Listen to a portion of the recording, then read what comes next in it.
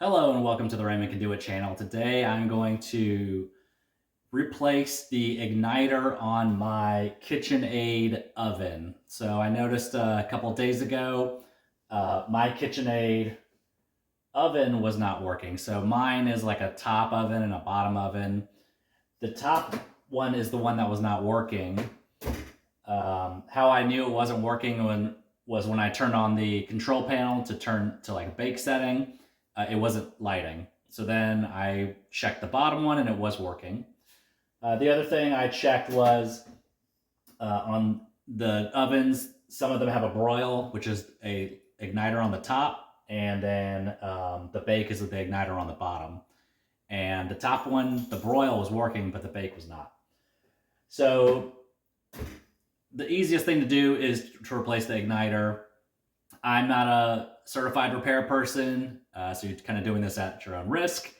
The hardest part was to find the model number. So on this KitchenAid appliance specifically, it might be around the doors, it may be on the back, but mine, there was a kind of a hinge that stuck out, and the model number is located on one of these little panels. So this model number allowed me to purchase the igniter. So feel free for this specific model or any model, feel free to click the link below. My channel gets a couple of pennies and it's no additional cost to you. So once you figure out the model number, you can figure out the part number for the igniter. What it kind of looks like from a disassemble perspective. First, you take the rack out, then you take the cover off.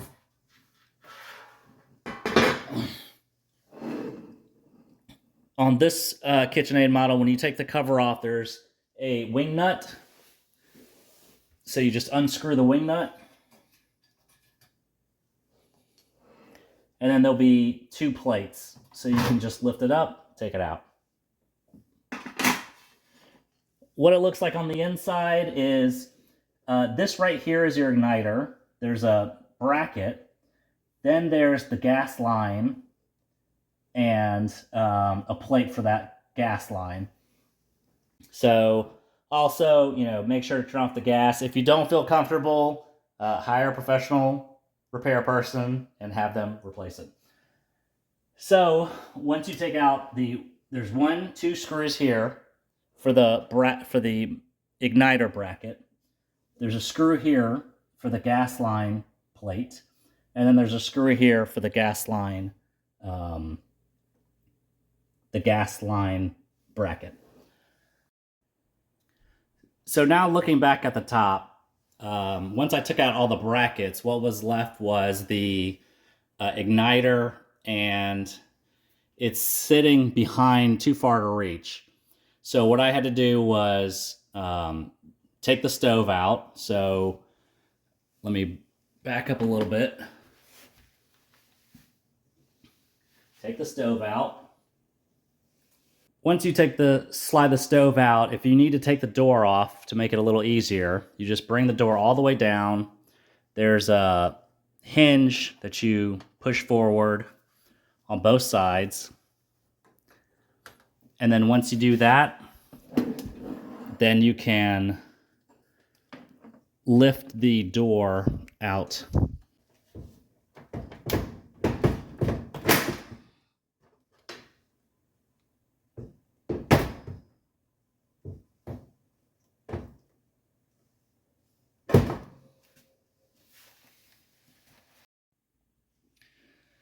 So as we move to the back, after you shut off the gas line, then you have to remove a couple of screws with a Phillips screwdriver. For me, I had to remove 6 screws, and that allowed this larger plate to peel back. If you had a full-size oven, you may have to take all the screws out. But then once for this one, I can peel it back. And then I noticed there are the first one for me is the broiler. The second one for me, it's a red line, and I can see that it's poking into the oven. This red line, or I guess it's a white wire So the white wire is this broiler right here where my finger is, and then it's connected to the red wire. So I'll just pinch the plastic connector and then pull it out. So once I do that, then I'm able to slide the igniter out. So this old igniter, I can see that it's like a little chipped off in the middle here. This is what a new igniter looks like. And you can see that there's more of the end piece on here. You can also use a voltmeter, check the resistance. But I'm pretty sure the igniter is what is the issue. So that's kind of a side-by-side comparison. Okay, so now I'm just going to do all the steps in reverse. I'm going to slide the connector back through the hole, and I'm just going to leave the igniter here. Come back on the other side and connect it back up again.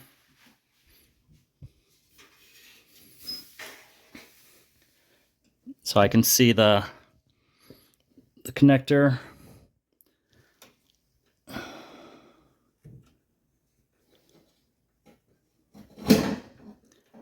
And then I'll just connect the two together. Now that I've connected them together, I'm going to put the 6 screws back on the plate. So to reassemble, I thought it'd be actually easier to go ahead and mount the igniter back on the gas diverter, I'm going to call it.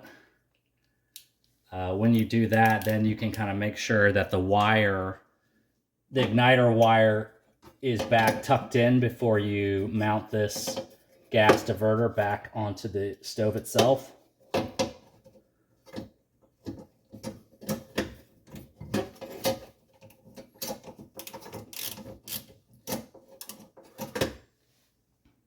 So there's 2 screws that mount the igniter back onto the gas diverter.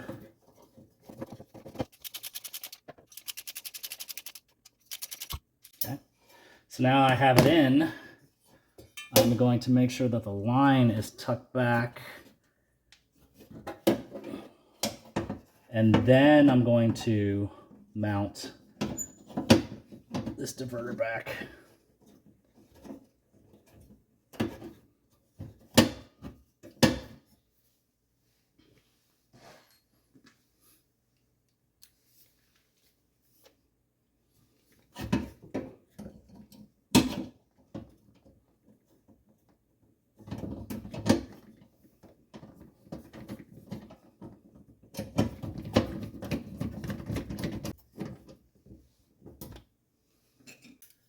Then the last one is this bracket for the diffuser. So now I should be ready to go. We can test it by turning on the bake, and then the igniter should light up, like kind of glow. And once it glows, then you see it glowing now, then it will turn the gas line on, and then it should light up. I realized I forgot to turn the gas line back on, so once I did that, then it worked. I also just put the door back on. It took me about 45 minutes or so to figure it out and replace the igniter. The part is around $40 or so. The skill level, out of 5, I would think it's, slightly easy, so maybe like a 2. If you thought this video was helpful, please click the like button. Subscribe to my channel for any DIYs, how-tos, product reviews. My name is Raymond. If I can do it, you can too.